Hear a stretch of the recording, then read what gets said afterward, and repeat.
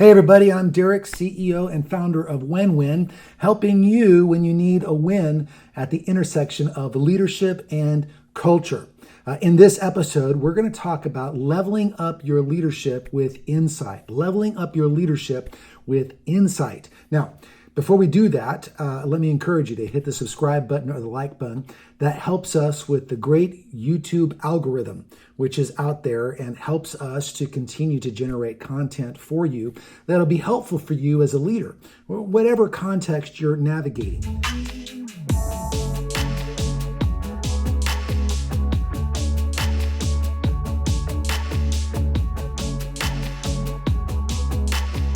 Now, this is a really pertinent issue, this whole idea of how do I lead with insight? Insight is discernment. Insight is seeing something that others typically don't see because you understand what's really happening. And so often, leaders turn to coaches for insight. That's a good thing. I'm a big believer in having great coaching. Why? Coaches see things you don't see. Coaches provide perspectives and insights that you may not have. Let's just use a tennis player and his or her coach. Why do professional tennis players have coaches? That's a pretty good question. I mean, by the time you get to that level, they've been playing tennis their whole lives. They understand forehands and backhands and lobs and all kinds of the rules of the game. So why have a coach?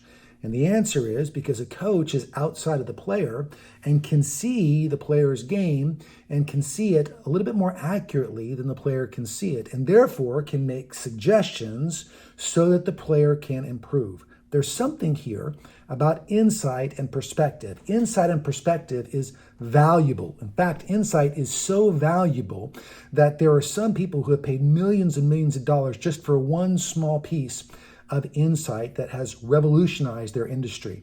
Recently, I was listening to the story of a Harvard professor who'd written an insightful book. And this book was pretty revolutionary when it came out.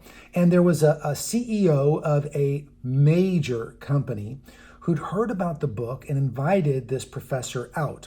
And so the professor flew out, and the president sat down with them, the CEO sat down, and just in a very matter-of-fact way say, okay, tell me what in the world you're talking about and why it matters to my company. Go.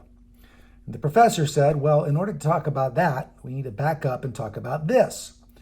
Now, at first, the CEO didn't like that approach very much, but the professor needed to do that so that he could begin to explain the insight, and that way he wouldn't have to work on the application with the CEO. Why?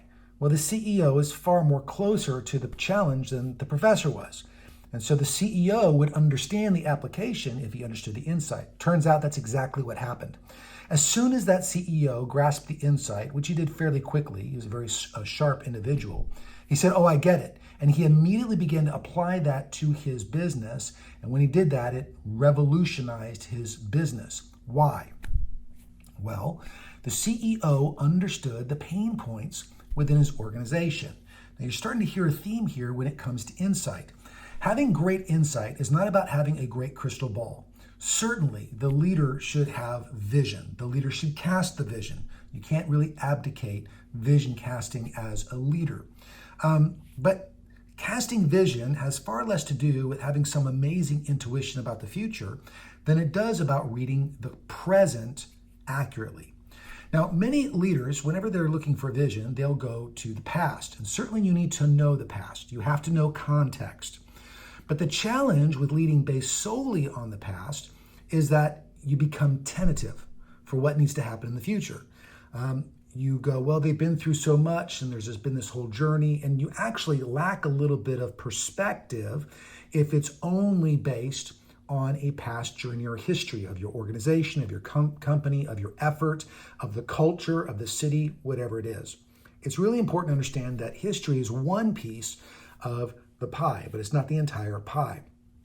On the other hand, if the leader isn't aware of present reality in a deep way, and they have just a cursory understanding, they'll likely go with either what they know or what creates enthusiasm in them as a leader.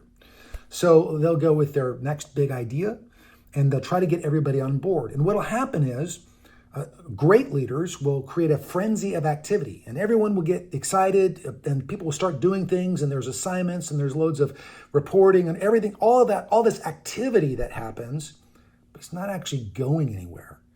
And so what happens is, over time, the company realizes, okay, we're not actually advancing the ball, but boy, are we doing a lot. And they're kind of right back in the same spot that they were before.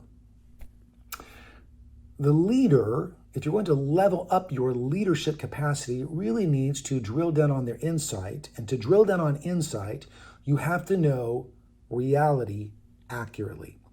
There are several areas you could look at. You can look at context, you can look at character, you can look at competencies. By character, I mean characteristics in the organizations. We've identified 6 in our vision and strategy course as we teach on this.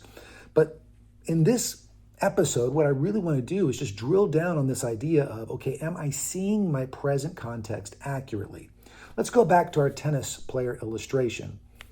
The coach is looking for certain things in the game. They're kind of being open to the tennis player, but they're looking for those places where maybe the stroke is lacking. Maybe the footwork isn't as good as it could be.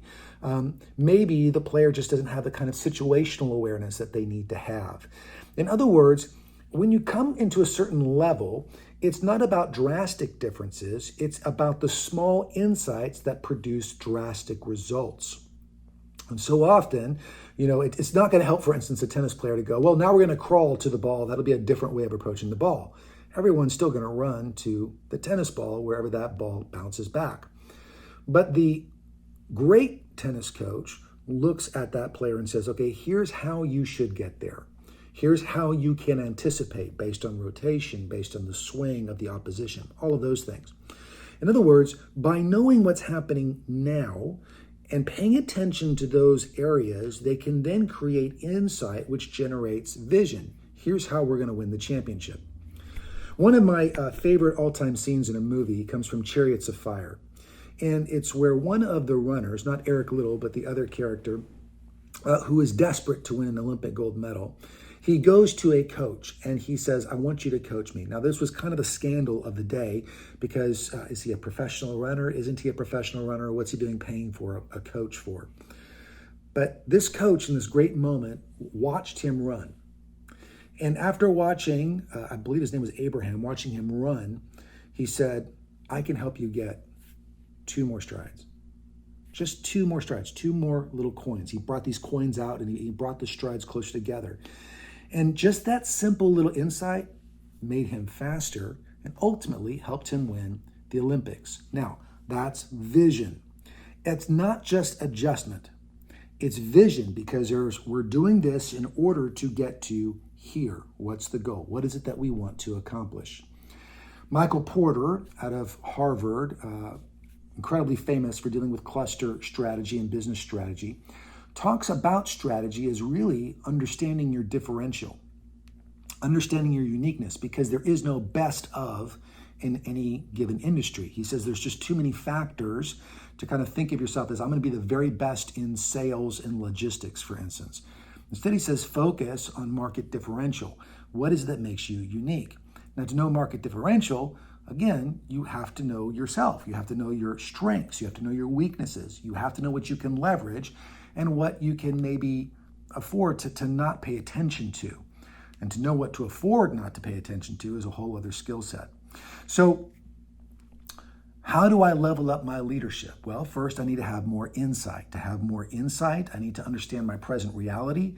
To understand my present reality, there are several different areas that I can look at. We've identified 6. Other experts identify fewer. Some identify more areas to look at. But in general, if you understand your present context, let's say you're struggling with, how do I reach my culture? How do I change my culture? How do I reach my city? How do I change my organization? Where should the organization go next?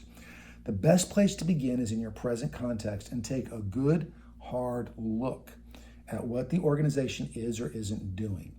You can't just say, well, it's flagging sales. That's a pretty obvious metric. That's not the question. The question is, why? What is it about the sales process that needs to be adjusted? Okay, well, that seems like an adjustment in the pipeline. Well, not necessarily. It may actually be an adjustment in the vision organizationally. Here's where we're going and how we're going to accomplish it. So I want to encourage you, just as a leader, level up your leadership by offering insight into the world around you. Offer insight to your culture, offer insight to your organization, offer insight into your processes. Those are going to tend to be unique. Those are going to tend to be unique to your context and to your organization and to your unique history and character and competencies and all of those things that'll help you stand out wherever you're at. But it'll also generate momentum toward greater health. And the best companies in the world, the best organizations in the world have this ongoing process where they're constantly asking hard questions. And they're asking, okay, where are we now? All right, what's the next multi-year or single-year vision going to be? And how will we get there? Remember, the leader with the greatest insight adds the greatest value. I want you to be aware that we have a course coming out on social responsibility, kind of justice perspectives. We've got a great vision and strategy course that you can take, Wenwyn.com for more information. Don't forget to hit the subscribe button or hit the like button. That allows us to continue producing content.